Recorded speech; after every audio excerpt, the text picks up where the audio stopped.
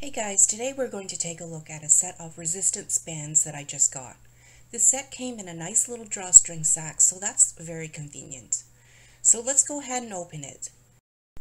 Okay, so that's nice. Each band is individually wrapped in clear plastic and there's a colored instruction manual.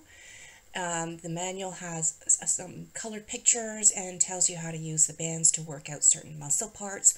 We've got the overhead press, the reverse flies, the hip flexion, forward backward crab walk, and a few more posted in the back. Okay, so there are 5 color bands. There's green, there's blue, yellow, red, and black. Let's take a look at a few of them. So first we have a green one. This one is marked extra light, and so this one must be the one with the least resistance. I can even tell by feeling the band that this one is pretty thin and stretches very easily. This may be a good one to start off with just to wake up those muscles.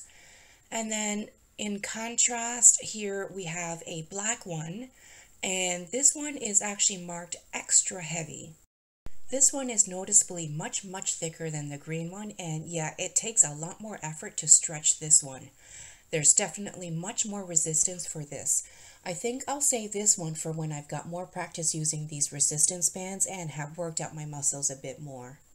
And the next one we have is yellow, and this one is marked medium. This one is not too tough to stretch.